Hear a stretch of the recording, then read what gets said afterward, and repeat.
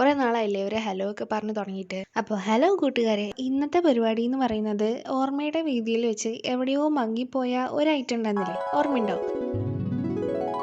അപ്പോൾ വലിയൊരു ഗ്യാപ്പിന് ശേഷം നമുക്ക് ഈ ലോങ് വേർഷനിൽ തന്നെ സ്റ്റാർട്ട് ചെയ്യാം. ഒഴിഞ്ഞു കിടക്കുന്ന ഏത് ബോട്ടിലായാലും ഇതിനെ യൂസ് ചെയ്യാൻ വേണ്ടിയിട്ട് പറ്റും. ഇങ്ങനത്തെ ബോട്ടിൽ എടുക്കുന്നതിന്റെ മെയിൻ ഒരു ഹൈലൈറ്റ് തന്നെയാണ് ഈ സ്റ്റെപ്പിൽ കാണിക്കുന്നത്. ബോട്ടിലിന്റെ ടോപ്പ് പോർഷൻ ഇതുപോലെ കട്ട് ചെയ്തിട്ട് അതിന്റെ സെൻട്രൽ പോർഷനകത്തോട്ട് ഇൻവേർട്ട് ചെയ്ത് ഹുക്ക് ചെയ്ത് സ്റ്റക്ക് ചെയ്യുന്നതാണ് ഈ സ്റ്റെപ്പിനകത്ത് വേണ്ടത്. ഇത് സ്യൂട്ടായിട്ട് അവിടെ സ്റ്റക്ക് ചെയ്ത് കഴിയുമ്പോൾ നമുക്ക് പ്രത്യേകിച്ച് വേറെ ഗ്ലൂ അപ്ലൈ ചെയ്യേണ്ടതായിട്ട് വരില്ല. ഉള്ള ഫ്ലവേഴ്സ് നല്ല ഓർഗനൈസ്ഡ് ആയിട്ട് ഇരിക്കാൻ വേണ്ടിയിട്ടാണ് ഇങ്ങനൊരു സ്റ്റെപ്പ് ഇൻക്ലൂഡ് ചെയ്തിട്ടുള്ളത്.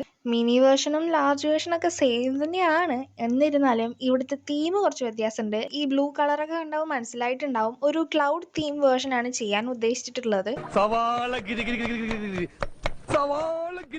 അപ്പൊ ഈ ഡയലോഗായിരുന്നു എനിക്ക് ഈ സംഭവം ചെയ്തപ്പോൾ ഓർമ്മ വന്നത്. പണ്ട് ഞാൻ പഞ്ഞി വെച്ച് മേഘങ്ങൾ ഉണ്ടാക്കുമായിരുന്നു അത്രേ. Can you believe it? Oh no, എനിക്ക് സജഷൻ വന്നത് പിൻട്രസ്റ്റിൽ നിന്നാണ്.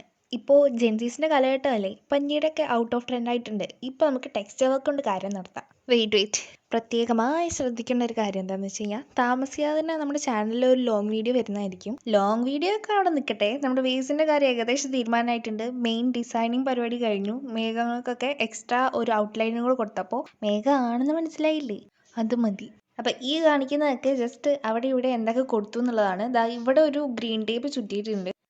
മുകൾ ഭാഗത്താണ് വിറ്റ്. അവിടെ എന്ത് കൊടുക്കണം എന്നറിയാതെ ലാസ്റ്റ് എല്ലാ പെയിന്റും കൂടെ അടിച്ച് കുറച്ച് ഡോട്ടും ഇതൊക്കെ ഇട്ട് വന്നപ്പോഴത്തേനും ഒരു ട്രൈബൽ ഡിസൈൻ ആയിടാ. പിന്നെ 2 പൂ വെച്ചാൽ തീരാവുന്ന പ്രശ്നമല്ലേ ഉള്ളൂ. സോ ബാക്കി everything depends upon the flower.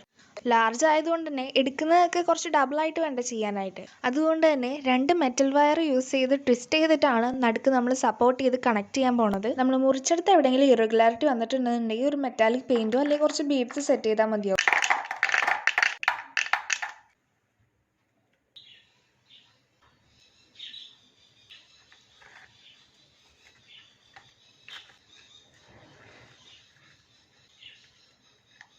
അപ്പോൾ ഇഷ്ടപ്പെട്ട് കഴിഞ്ഞാൽ ലൈക്ക് ചെയ്യാനും കമൻറ്റ് ചെയ്യാനും ചാനൽ സബ്സ്ക്രൈബ് ചെയ്യാനും മറക്കണ്ട.